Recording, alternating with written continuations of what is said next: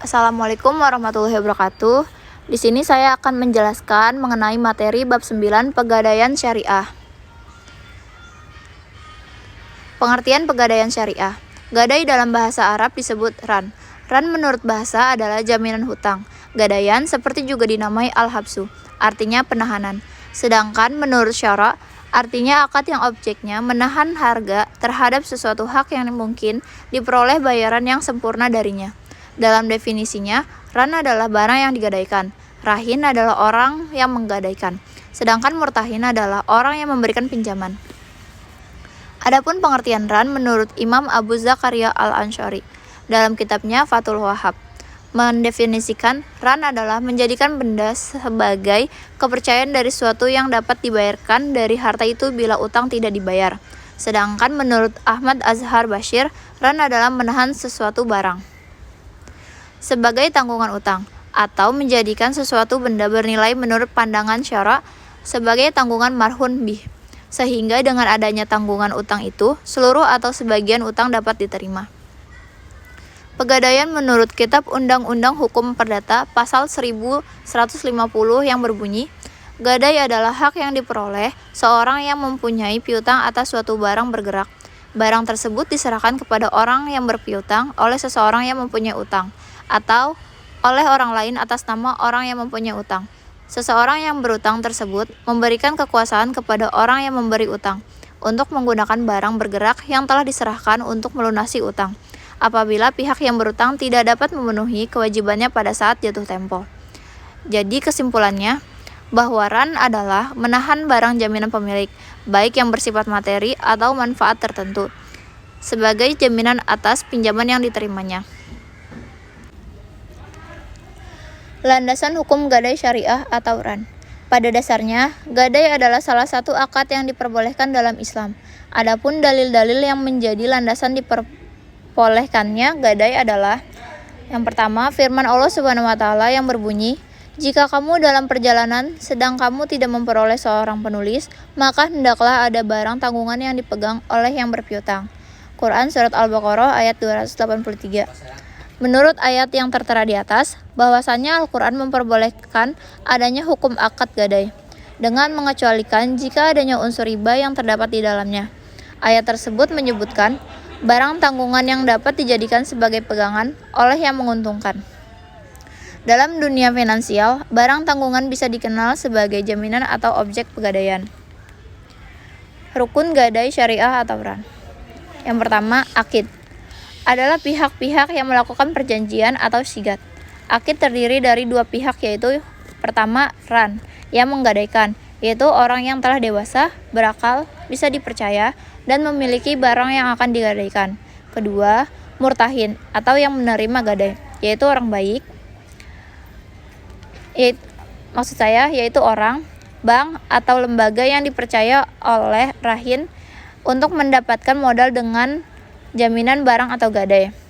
Yang kedua, marhun, barang yang digadaikan, yaitu barang yang digunakan rahin untuk dijadikan jaminan mendapatkan uang.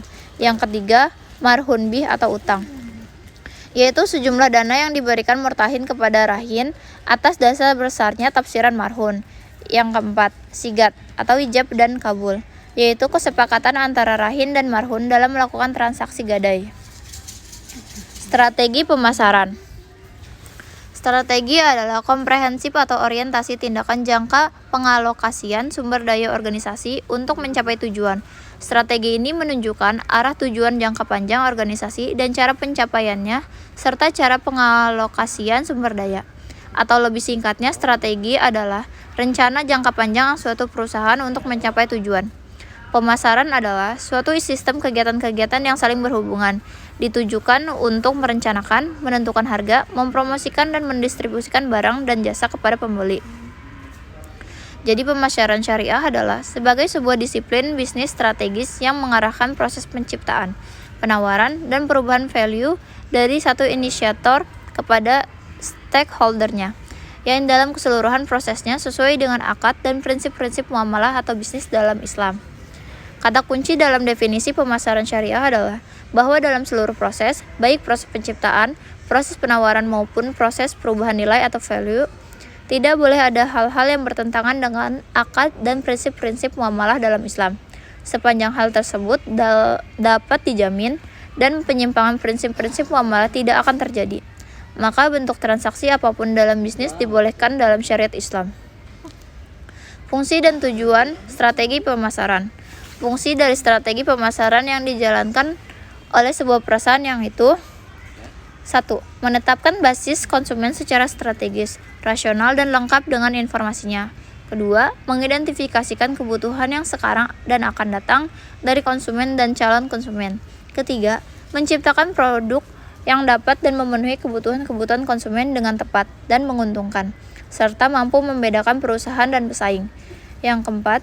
Mengkomunikasikan dan mengantarkan produk tersebut kepada pasar sasaran. Yang 5.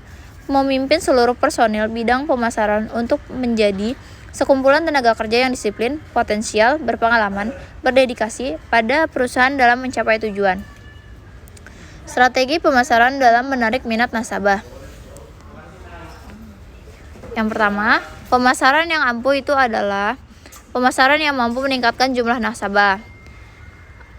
Adapun poinnya, yang ke-1, loyalitas nasabah. Kedua, menaikkan nilai penjualan. Ketiga, perusahaan akan semakin besar dan memiliki banyak cabang.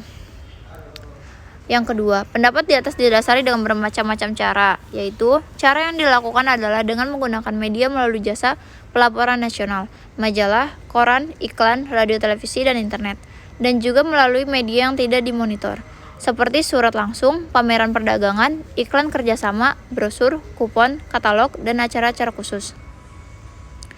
Jenis-jenis media periklanan yang digunakan pemasang pemasang iklan dalam komunikasi massa. Yang pertama, majalah. Yang kedua, radio. Yang ketiga, televisi.